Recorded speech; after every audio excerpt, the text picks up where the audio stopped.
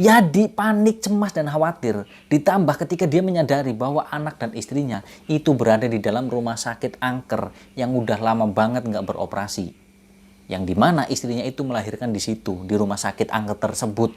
Yang dibantu melahirkannya itu oleh setan atau hantu. Si penunggu dari rumah sakit tersebut, Dokter Hartopo.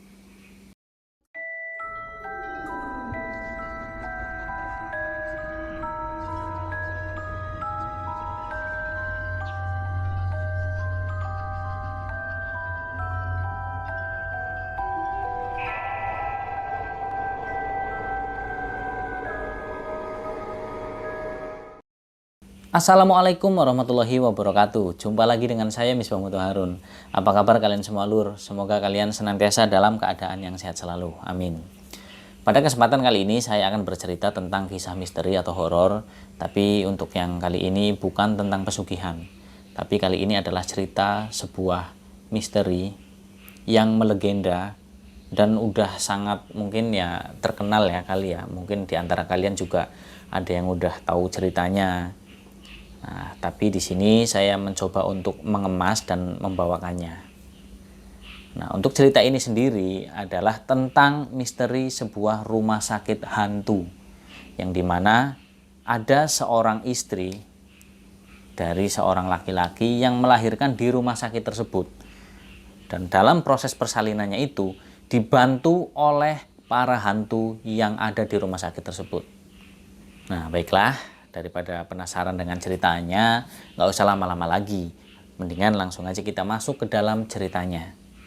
Diceritakan oleh sebuah keluarga kecil, pasangan suami istri, yang sebut saja namanya ini Yadi dan istrinya bernama Puji. Nah, mereka berdua ini adalah pasangan suami istri yang memang belum dikaruniai anak. Nah, tapi Yadi istrinya ini yang bernama Puji, itu pada saat itu lagi hamil. Dan kondisi kehamilannya ini sudah berusia ya hampir melahirkan. Udah kandungan usia tua. Nah, mereka berdua itu tinggal di sebuah desa. Nah, desanya ini ya nggak terpencil banget sih sebenarnya, tapi jarak antara desa yang mereka tinggal, si Yadi dan juga Puji, untuk menuju ke kota, itu ya sekitar harus menempuh perjalanan selama kurang lebih 2,5 jam sampai 3 jam. Karena memang lumayan jauh. Nah, untuk latar belakang Yadi sendiri, beliau ini adalah seorang pedagang. Nah, pedagangnya ini bukan pedagang yang gede enggak, tapi ya pedagang kayak ya pedagang kampung lah, pedagang desa. Jual beli kayak hewan ternak dan juga ya lain sebagainya, pokoknya yang bisa dijual belikan. Nah, dari usahanya itu si Yadi dan Puji ini ekonominya lumayan lah ya, cukup, karena si Yadi ini sendiri juga punya mobil, punya kios, dan juga rumahnya ya lumayan lah. Walaupun nggak mewah tapi ya bisa dibilang bagus. Nah, jadi pada saat itu si Yadi ini memang udah lagi siaga. Nah, siaga tentang apa? Yaitu istrinya yang lagi hamil tua. Jadi manakala nanti sewaktu-waktu istrinya ini berasa kandungannya terus mau melahirkan, nah Yadi ini memang dia harus mempersiapkan segala sesuatunya. Karena apalagi itu adalah calon anak pertama. Jadi dari segala perlengkapan bayi dan lain sebagainya itu memang udah disiapkan. Memang benar-benar disambut banget tuh bayinya itu. Nah, di desa tempat tinggalnya Yadi dan juga Puji itu memang masih jarang sekali orang yang punya kendaraan apalagi mobil. Jadi bisa dibilang Yadi ini adalah seseorang yang ya untuk ukuran kampung bisa dibilang orang yang lumayan berada lah, kaya lah seperti itu. Karena dia tolak ukurnya orang desa kan biasanya punya mobil, rumah bagus, punya usaha, berarti dia orang kaya. Nah, tapi lain, berbeda sama orang-orang yang di desanya. Mereka ya hanya ya hidup pas-pasan lah, kecukupan layaknya orang desa. Mohon maaf. Nah, ternyata singkat ceritanya nih, si Yadi ini kan istrinya kan lagi hamil tua. Jadi memang harus selalu stay di rumah. Nah, tapi karena urusan bisnisnya, urusan dagangnya itu, karena pada saat itu Yadi ini lagi ngejual sapi. Nah, ngejual sapinya itu kebetulan keluar kota. Nah, tapi dia pamit dulu ke istrinya, "Dek, ini Mas kan mau pergi kan, mau jual sapi. Nah, mungkin ya sekitar ya 1 hari lah nanti pulang pergi. Adek nggak apa-apa ya di rumah sendirian dulu." Itu kan kata si Yadi. "Oh ya nggak apa-apa Mas. Adik berani kok sendirian di rumah. Iya, kalau ada apa-apa segera telepon ya, gitu. Kalau enggak nanti kabarin ke tetangga terdekat, gitu kata Yadi kan. Iya mas. Nah akhirnya pamitan tuh Yadi. Nah di dalam perjalanannya Yadi itu ya nggak tenang, walaupun perginya itu apa ya, pergi dalam urusan bisnis, urusan dagang yang udah kelihatan tuh untungnya lumayan gede. Nah tapi yang bikin nggak tenang itu karena dia ninggalin istrinya di rumah sendirian yang lagi hamil tua. Nah takutnya itu nanti apa ya, istrinya itu berasa gitu loh kandungannya mau melahirkan. Jadi si Yadi ini memang standby terus dia. Jadi nelpon istrinya, belum berasa gitu katanya kan. Oh ya udah, mudah-mudahan nanti kalau memang misalkan udah mau melahirkan, mudah-mudahan mas sudah di rumah gitu kan. Nah akhirnya ketika si Yadi ini selesai dalam urusan bisnisnya, kemudian dia balik tuh ke rumah, ya itu kayak mungkin anak ini kan rezeki ya. Jadi ketika pulang jadi sesuai apa yang diperkirakan Yadi. Ya karena melihat usia kandungannya juga kan. Akhirnya ketika sampai rumah nggak lama, istirahat sebentar, istrinya itu kontraksi. Jadi kayak apa, berasa mau melahirkan. Dan itu terjadi waktunya ini udah malam banget, sekitar ya kurang lebih jam setengah 1 malam. Karena Yadi ini kan pulang nyampe rumah itu jam 10 malam. Dia bersih-bersih, dia istirahat, tiba-tiba istrinya itu berasa kayak mau melahirkan. Nah karena jam setengah 1 malam, si Yadi sama si Puji ini kan memang mereka ini mandiri, maksudnya nggak tinggal sama orang tua atau mertua gitu bareng, enggak. Jadi memang orang tua mereka itu terpisah di desa yang lain. Jadi mereka itu pengen hidup mandiri, bangun rumah sendiri, usaha sendiri. Nah pas saat istrinya ini berasa mau melahirkan, ya kebetulan di rumahnya Yadi ini kan ada mobil. Karena dia punya mobil kan, nah saking paniknya nggak kepikiran buat ngabarin orang tuanya atau siapapun lah. Pokoknya yang penting bawa dulu istrinya ke rumah sakit karena ini mau melahirkan, waktunya itu udah genting gitu kan menurut Yadi. Gampang nantilah kalau memang udah di rumah sakit atau udah melahirkan baru keluarga ini dikabarin. Nah berangkat tuh si Yadi, dia bopong tuh istrinya, masukin ke mobil. Nah berangkat menuju ke rumah sakit yang perjalanannya itu 2,5 jam sampai 3 jam perjalanan. Nah karena lokasi rumah sakitnya itu sendiri itu dekat dengan pusat kota. Nah berangkat tuh Yadi membawa istrinya sambil panik di perjalanan. Takutnya nanti istrinya telat mendapatkan penanganan dari dokter, terus kemudian nanti melahirkan di mobil atau di perjalanan kan bingung juga.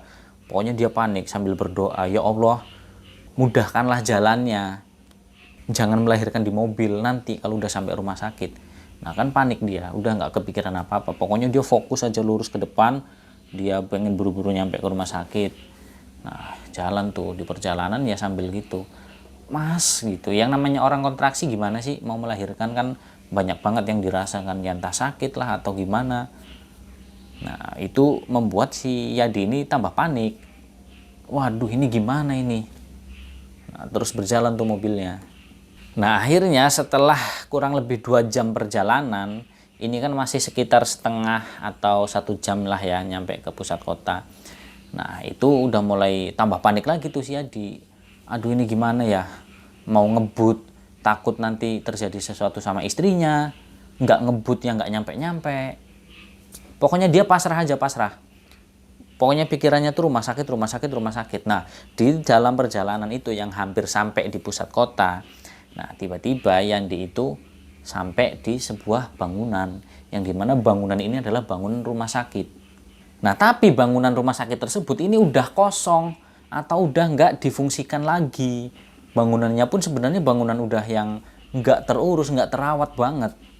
Atau kalau misalkan orang yang melewati ketika melihat bangunan tersebut itu sangat terkesan angker. Nah tapi ini berbeda sama yang dialami Yandi dan juga istrinya si Puji.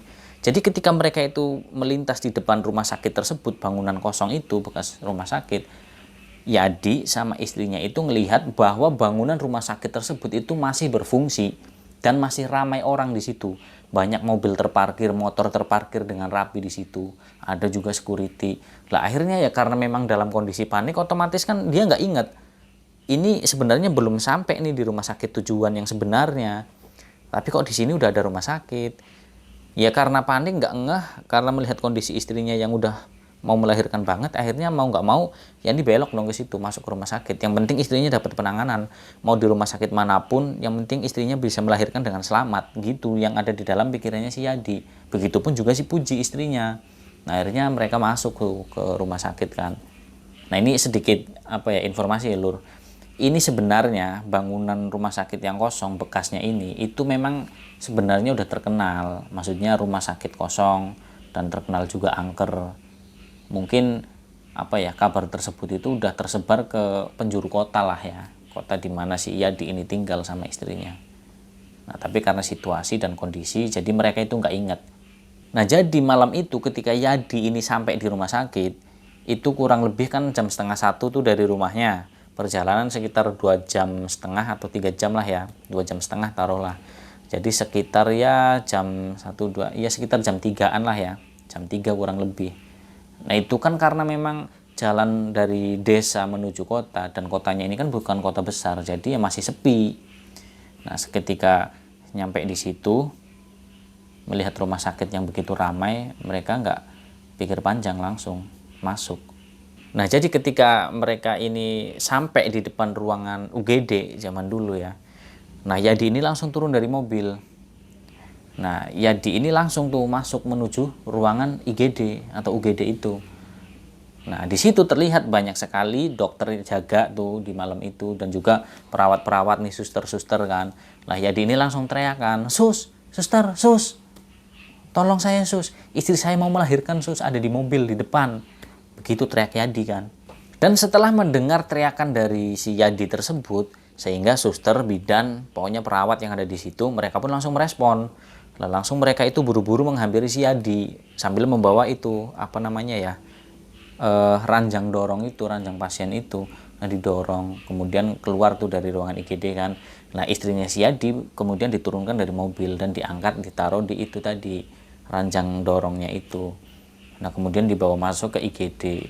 Nah, untuk penanganan pertama itu berarti istrinya si Yadi itu dikasih infus, dipasangi infus kan, sebelum nanti akhirnya dilakukan proses persalinan.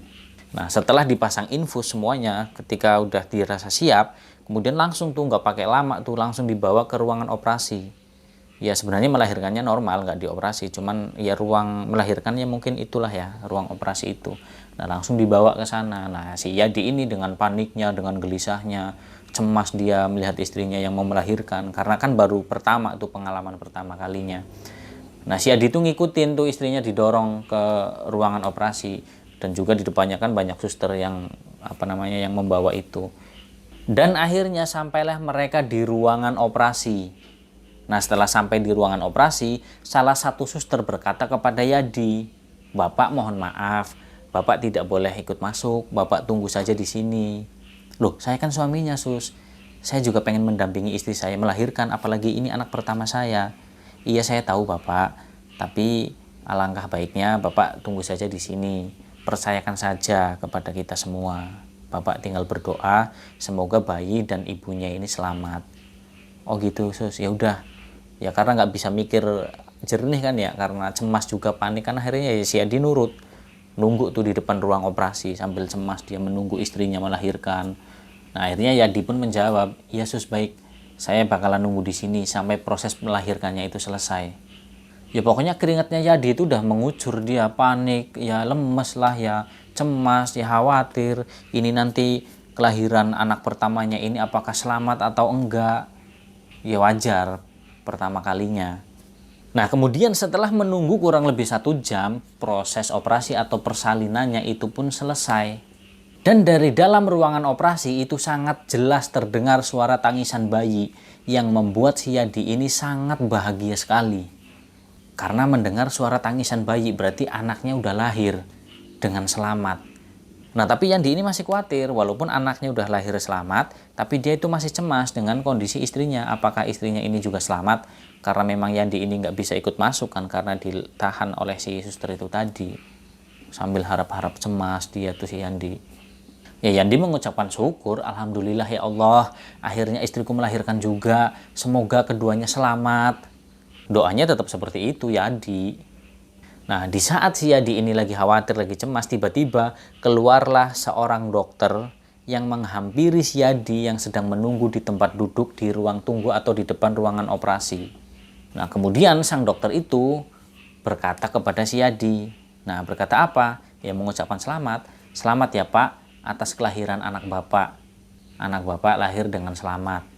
Proses persalinannya sudah kami tangani. Dan istri Bapak masih berada di dalam ruang operasi karena lelah tadi dalam proses persalinannya.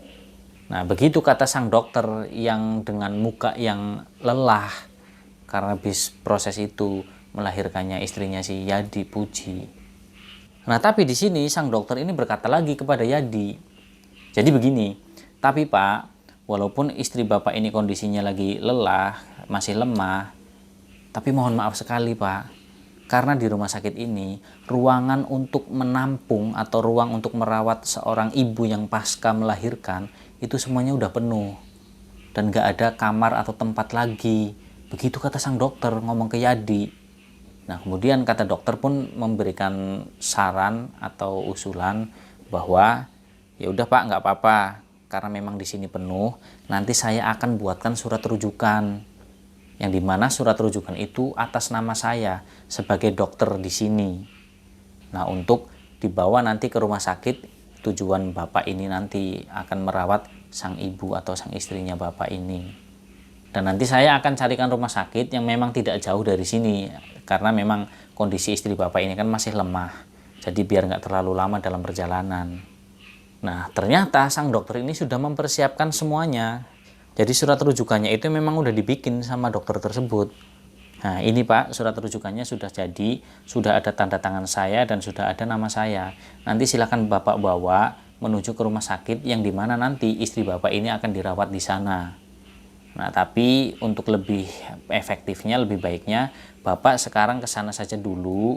Nah, biarkan istri Bapak di sini karena untuk memastikan apakah di sana masih ada ruang atau kamar rawat yang kosong.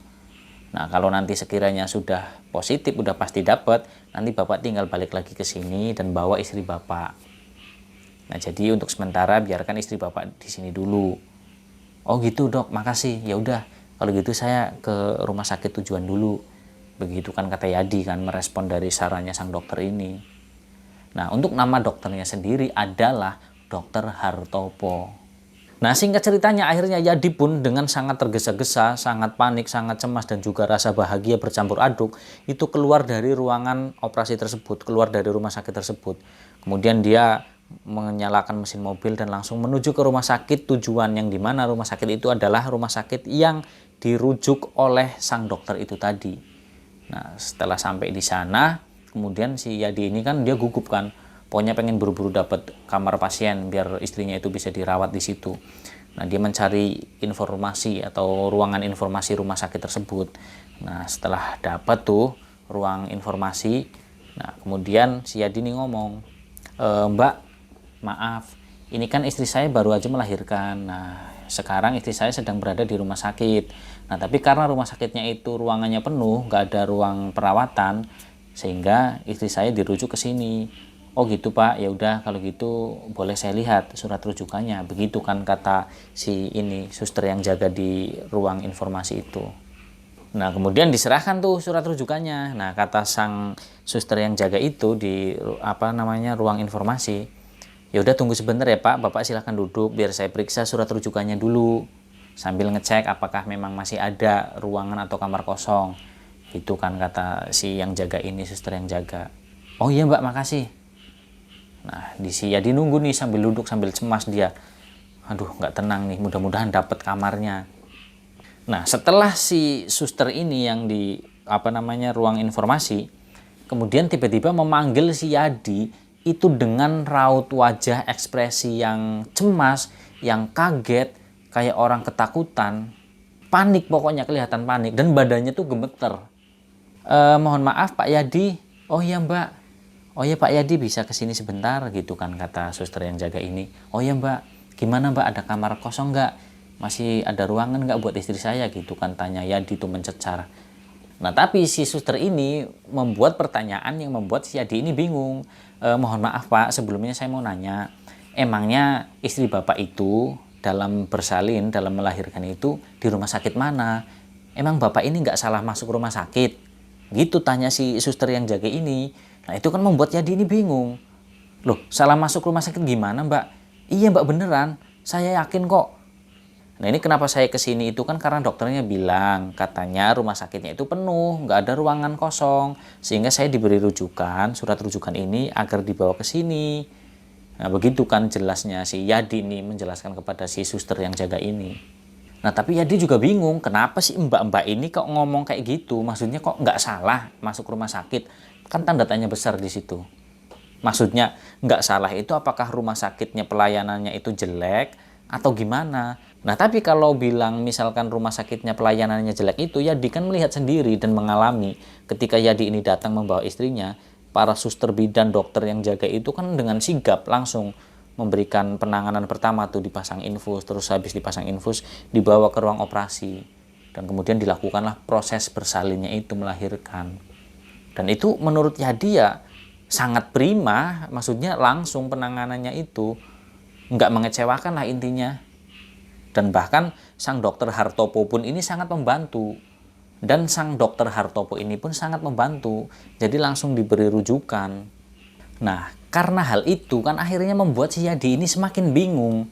Nah, kemudian si suster ini pun akhirnya menjelaskan kepada Yadi. Mohon maaf ya Pak, saya hanya sekedar memberikan info tentang dokter dan juga rumah sakit yang Bapak datangi bersama istri Bapak dan melahirkan di rumah sakit tersebut. Jadi begini Pak, dokter yang memberikan surat rujukan ini kepada Bapak itu sudah lama meninggal, sekitar beberapa tahun yang lalu. Dan rumah sakit yang Bapak datangi bersama istri Bapak itu sudah lama, sudah nggak beroperasi, sudah nggak berfungsi Pak. Nah kemudian si petugas ini pun menjelaskan kenapa semuanya itu bisa terjadi. Nah jadi petugas itu menjelaskan bahwa dulu di rumah sakit tersebut itu terjadi sebuah peristiwa yang dimana itu adalah kecelakaan yang membuat semuanya itu menjadi fatal. Banyak sekali korban jiwa karena ledakan genset rumah sakit. Nah sehingga membuat rumah sakit ini semuanya terbakar. Walaupun tidak semuanya itu menjadi korban atau meninggal dunia, tapi banyak sekali, termasuk salah satunya itu dokter Hartopo yang ikut menjadi korban dalam kebakaran rumah sakit tersebut. Nah mendengar penjelasan tersebut dari petugas, otomatis Yadi juga nggak percaya kan. Masa iya sih mbak? Ah nggak mungkin. Mbak jangan mengada-ada ya. Soalnya udah jelas-jelas tadi saya itu datang rumah sakit tersebut. Dan istri saya mendapatkan penanganan dengan sangat baik. Dan Pak Dokter Hartopo pun memberikan surat rujukan ini mbak. Mbak lihat sendiri kan. Itu surat rujukannya. Itu ada tanda tangannya, itu ada stempelnya, dan itu ada logo rumah sakitnya. Masa iya saya bohong? Dan lagian di rumah sakit tersebut tuh rame banget mbak. Banyak mobil terparkir, motor, orang-orang, pasien, semuanya banyak di situ, petugasnya, security, semuanya lengkap di situ ada mbak. Nah jadi si Yadi ini terus mengelak, maksudnya dia ceritakan apa yang dia alami, yang benar-benar dia lihat sendiri bersama istrinya itu. Ya jelas nggak percayalah dengan penjelasan dari sang petugas ini. Mbak jangan bohong ya. Kalau emang mbak ini nggak mau rumah sakitnya menampung istri saya, bilang. Nggak usah mengarang cerita, nggak usah mengada-ada. Jadi Yadi itu sempat kesel dengan dia mendengar penjelasan dari si petugas ini. Pak, saya itu tidak mengarang cerita dan saya tidak mengada-ada. Semuanya real Pak terjadi. Kalau nggak percaya silahkan Bapak tanya ke teman saya. Nah kata teman dari si petugas ini membenarkan. Betul Pak, apa yang dijelaskan sama teman saya ini memang benar adanya. Kami itu tidak mengada-ada, tidak mengarang cerita. Semua orang juga tahu Pak tentang rumah sakit tersebut. Rumah sakit itu sekarang tinggal bangunan tua, bangunan lama. Itu makanya kenapa teman saya ini bilang, memastikan apakah benar Bapak ini tidak salah masuk rumah sakit. Nah tapi mendengar penjelasan dari teman si petugas ini, si Yadi ini masih tetap aja mengelak. Ah nggak mungkin Mbak, nggak mungkin. Saya nggak percaya. Ya karena banyak dokter yang bertugas, perawat yang bertugas, dan suasana di saat itu ketika saya datang di rumah sakit itu sangat ramai mbak. Semua ruangan itu penuh dihuni sama pasien dan juga keluarga pasien yang nungguin si pasien ini di rumah sakit. Jadi mana mungkin, nggak mungkin mbak, nggak bakalan kalau saya ini salah masuk rumah sakit. Nah begitu kata Yadi sambil meyakinkan kedua petugas tersebut, yang dari tadi itu sudah menjelaskan yang sebenarnya kepada Yadi, tapi Yadinya aja yang nggak mau percaya. Duh, gimana ya Pak cara kami menjelaskan dan meyakinkan Bapak agar Bapak itu percaya terhadap kami? Ya udah, nggak usah, nggak ada lagi yang perlu dijelasin. Kalian mau bikin saya percaya tentang hal apa? Saya tahu kok, pasti kalian dari rumah sakit ini menolak kan? Nggak mau menampung istri saya. Bilang aja Mbak terus terang, nggak usah pakai alasan ini itu. Alasannya nggak masuk akal, ngarang-ngarang cerita. Jadi marah Yadinya itu. Yaudah gini aja Pak, intinya kami di sini petugas sudah mengatakan yang sebenar-benarnya. Kalau untuk masalah ruangan kamar di rumah sakit kita ini, rumah sakit kami, itu memang masih ada yang kosong. Nah, saya di sini kan cuma menanyakan perihal rujukan Pak. Ya memang benar ini suratnya rujukan dari Dokter Hartopo. Tapi yang seperti saya bilang, Dokter Hartopo itu sudah beberapa tahun lalu meninggal. Dan rumah sakitnya pun sudah lama tidak beroperasi, tidak berfungsi, tidak digunakan lagi oleh pihak rumah sakit tersebut. Nah terserah, Bapak mau percaya silahkan, mau nggak percaya juga silahkan. Intinya kami sudah menyampaikan yang sebenar-benarnya Pak. Sekarang gini aja deh Pak, karena saya juga kasihan kalau memang istri Bapak dirawat di rumah sakit tersebut. Untuk memastikan dan meyakinkan Bapak agar percaya dengan perkataan kami, penjelasan kami, sekarang silahkan, ini Bapak bawa lagi surat rujukannya dan Bapak kembali lagi ke rumah sakit tersebut. Kalau memang benar-benar istri Bapak sedang berada di sana.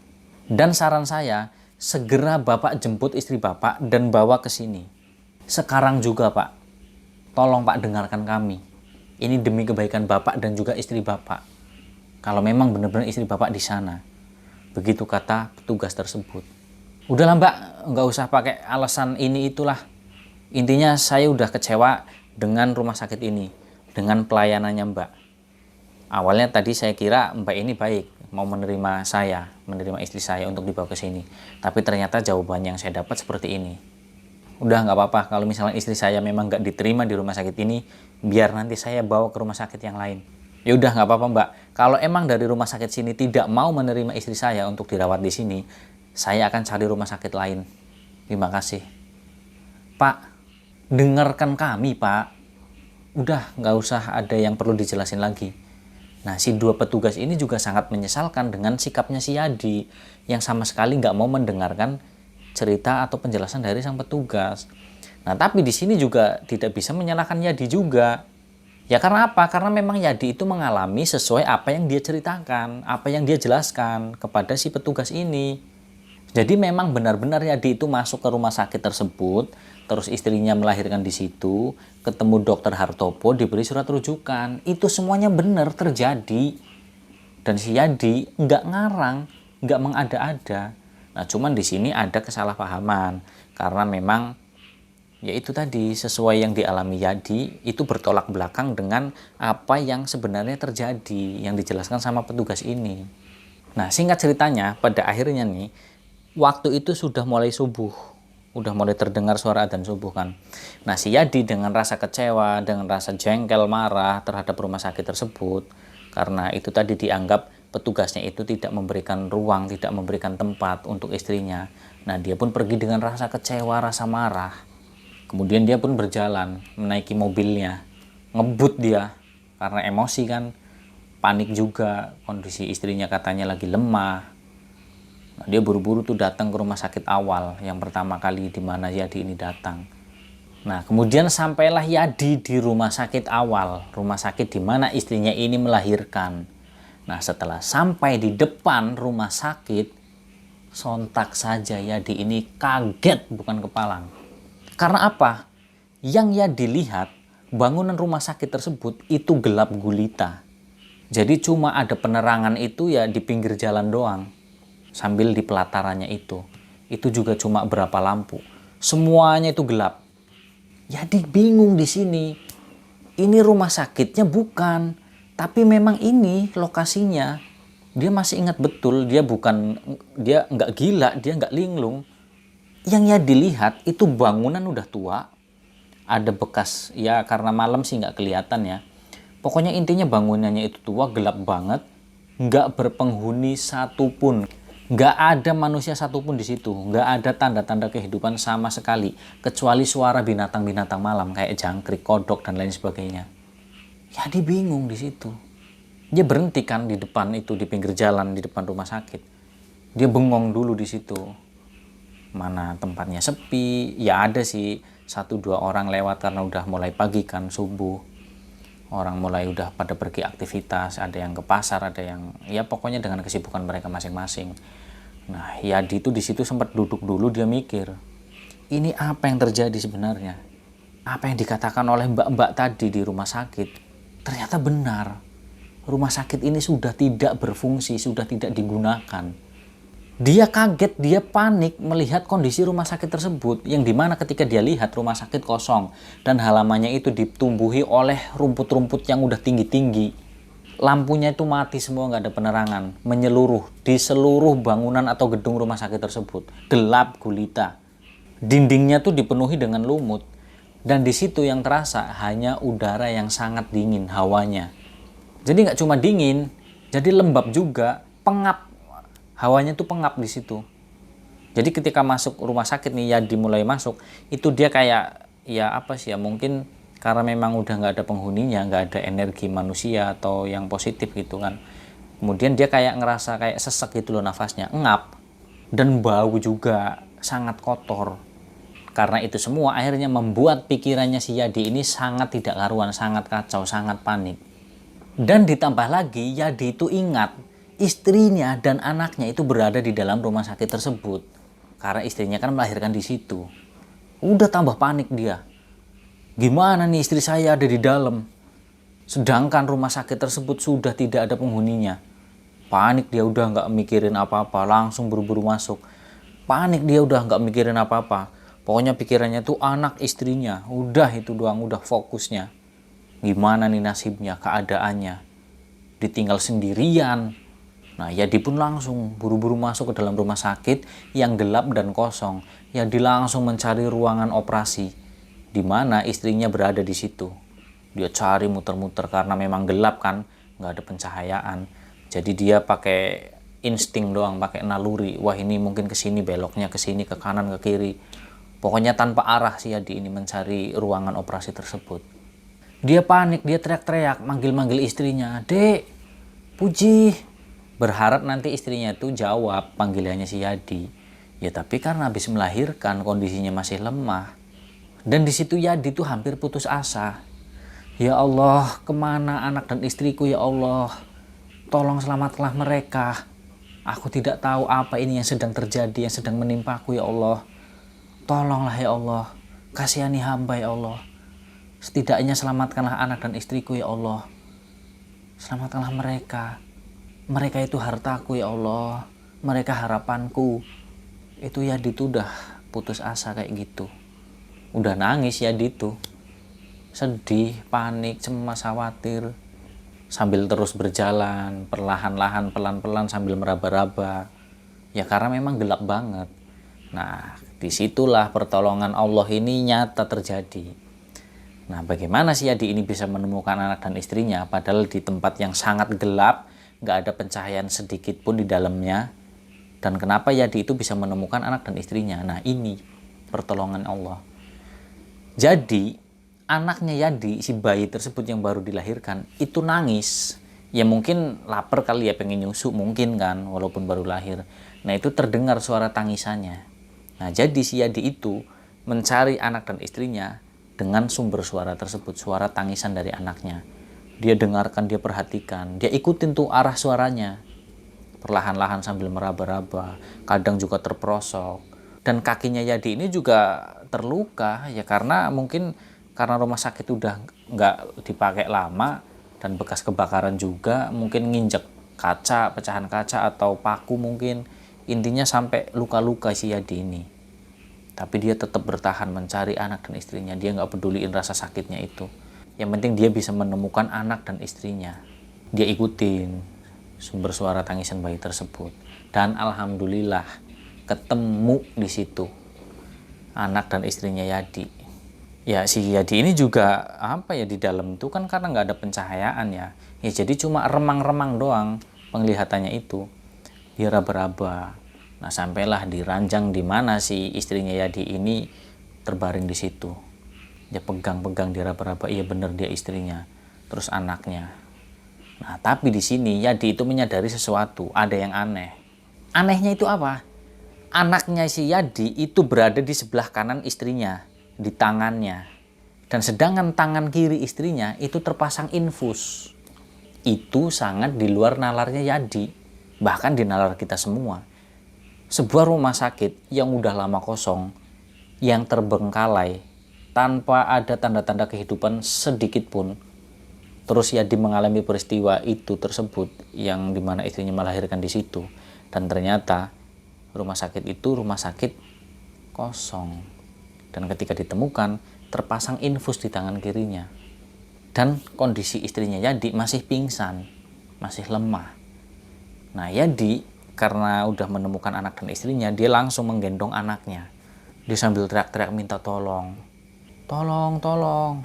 Nah, akhirnya karena Yadi ini bingung, dia harus mencari bantuan kemana. Dia gendong anaknya, dia jalan keluar perlahan-lahan sambil meraba-raba kayak tadi. Dan akhirnya Yadi pun bisa keluar dari rumah sakit tersebut, tapi istrinya masih di dalam. Nah, kenapa Yadi keluar? Karena dia ingin mencari pertolongan. Seenggaknya anaknya udah dia selamatkan. Lah kemudian dia mencari pertolongan bagi siapapun yang lewat, dimintai tolong untuk membantu membawa istrinya dari dalam rumah sakit tersebut. Nah, Yadi keluar. Nah, karena mobilnya kan terparkir di pinggir jalan tuh di depan rumah sakit. Dia teriak-teriak minta tolong. Nah, sampai warga yang lewat itu menyaksikan si Yadi menggendong bayi sambil minta tolong, sambil nangis gitu kan, kakinya berdarah-darah. Nah, warga yang simpati pun berhenti, nanya, kenapa mas, ada apa? Nah, Yadi pun minta tolong kan, Pak, tolong saya Pak. Loh, kenapa mas, emangnya ada apa, kenapa? Itu kok bawa-bawa bayi kayak gitu? Nah, si Yadi ini apa ya, menceritakannya itu dia terbata-bata. Karena dia memang panik kan, dia khawatir dengan keselamatan istrinya yang ada di dalam rumah sakit. Nah, dia ceritakan tuh sambil terbata-bata ya, warga yang mendengar cerita tersebut, yang warga yang lewat ini yang mau menolong, ya awalnya nggak percaya. Mas ini nggak lagi ngelantur kan, nggak lagi ngigo kan? Di rumah sakit ini? Iya Pak, di rumah sakit ini. Wah kacau ini. Itu kata orang kan di situ. Udah gini aja mas, itu anaknya mendingan dibawa pulang. Jadi warga itu awalnya bukan nggak mau, mereka itu nggak percaya. Nah, tapi si Yadi dengan sekuat tenaga bersusah payah meyakinkan mereka, orang-orang yang akan menolongnya itu. Kemudian akhirnya warga pun ya udah, kita bantu cari. Nah, kebetulan ada warga juga kan ini ya, mungkin dengan penerangan dari senter HP mungkin kan. Nah, mereka membantu si Yadi ini, sekitar ada 4 kalau nggak 5 orang tuh warga yang lewat dan ikut membantu si Yadi ini. Nah, masuk tuh ke dalam rumah sakit. Nah, bayinya itu sambil digendong, masih digendong si Yadi. Mereka masuk ke dalam rumah sakit. Ini di mana mas istrinya? Ini mas nggak bohong kan? Beneran ada di sini? Iya pak, ada di sini, di ruang operasi. Nah, kemudian mereka dengan pencahayaan seadanya, mereka lihat kan penunjuk arah ke ruangan apa gitu kan, ada tuh. Masih ada sisa-sisanya. Nah, kemudian ikuti tuh penunjuk arahnya. Dan sampailah di ruang operasi. Nah, warga yang melihat tersebut itu kaget. Ya mereka apa ya, mau nggak percaya, nyatanya mereka melihat sendiri istrinya si Yadi terbaring di ranjang di ruangan operasi dan terpasang infus di tangan kirinya. Itu sesuatu yang mustahil bagi mereka, tapi nyata terjadi. Nah, akhirnya si para warga ini pun membantu. Nah, akhirnya dibopong tuh, digotong istrinya si Yadi ini.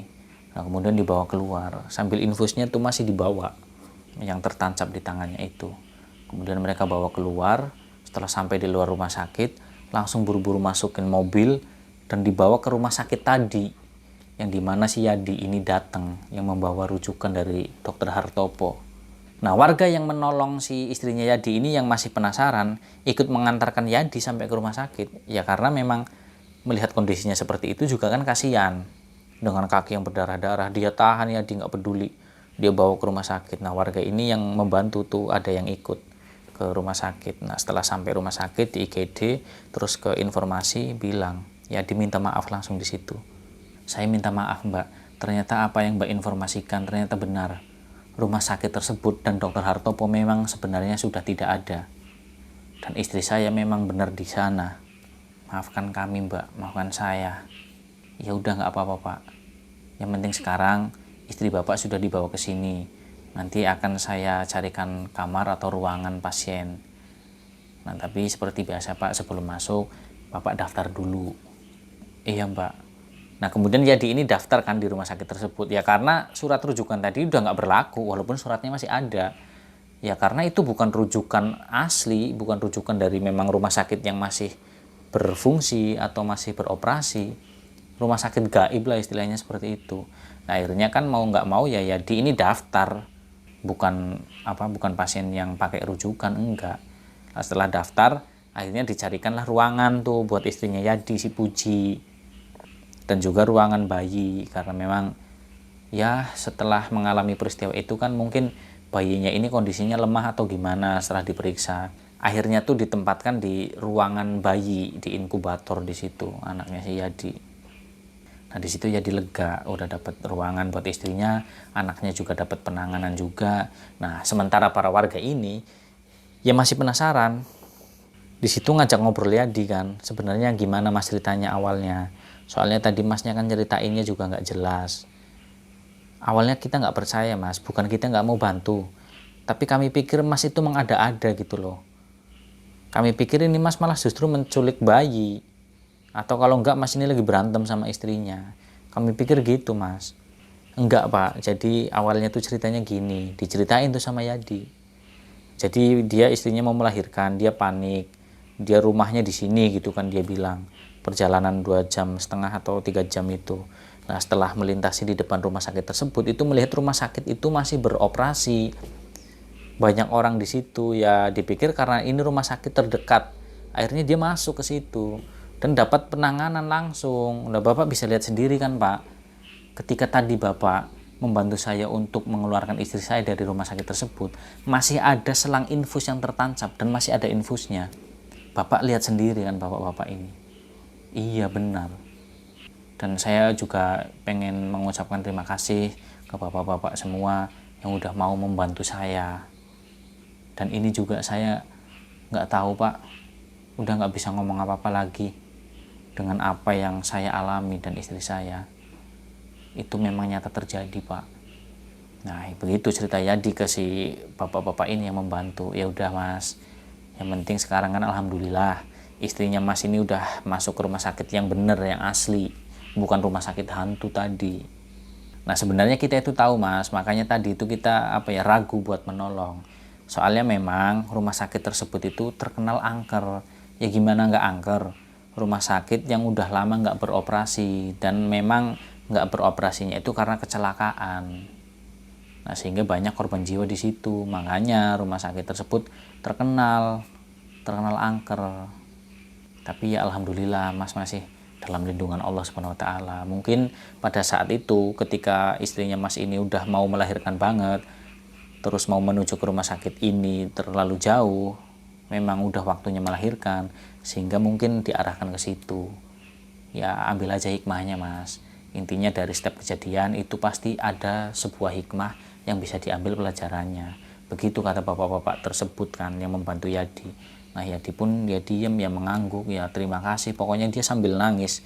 Dia nggak percaya sebenarnya dengan apa yang terjadi. Nah jadi seperti itulah kisah nyata yang dialami oleh Yadi dan juga Puji. Nah sekali lagi di akhir video saya ingin menjelaskan, mungkin di antara kalian udah ada atau mungkin udah banyak yang mendengar cerita ini. Karena memang cerita ini tuh sangat terkenal, yaitu di mana seorang perempuan yang melahirkan di rumah sakit angker yang sudah lama nggak beroperasi, dan proses melahirkannya itu dibantu oleh hantu penunggu rumah sakit tersebut, dan itu dialami oleh Yandi dan Puji, pasangan suami istri yang baru akan mempunyai anak dan melahirkan di situ. Nah semoga dari cerita ini kita semua bisa mengambil contoh pelajaran dan juga hikmahnya.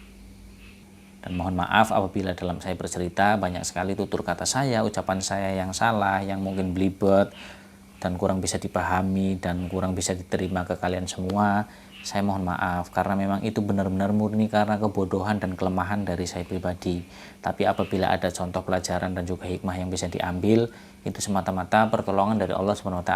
Yang pada intinya, yang nggak baik, yang buruk, kalian buang jauh-jauh, nggak usah didengerin, nggak usah dihiraukan. Nah, kalian ambil yang positifnya aja, yang baik-baiknya aja. Nah, gitu intinya. Nah, buat kalian semua lur, dimanapun kalian berada, teman-teman semua, saudara-saudaraku semuanya, terima kasih yang udah nonton video ini dan mendengarkan cerita ini sampai selesai. Saya doakan dimanapun kalian berada, semoga senantiasa kalian dalam keadaan yang sehat selalu, diberikan rezeki yang banyak, yang berkah, yang halal pastinya, dalam lindungan Allah SWT. Nah, terima kasih. Sampai jumpa lagi pada kesempatan berikutnya di video-video dan juga cerita-cerita misteri dan horor berikutnya. Dan terima kasih, sampai jumpa lagi di video-video dan juga cerita-cerita horor atau misteri berikutnya. Saya Misbah Muthaharun. Wassalamualaikum warahmatullahi wabarakatuh.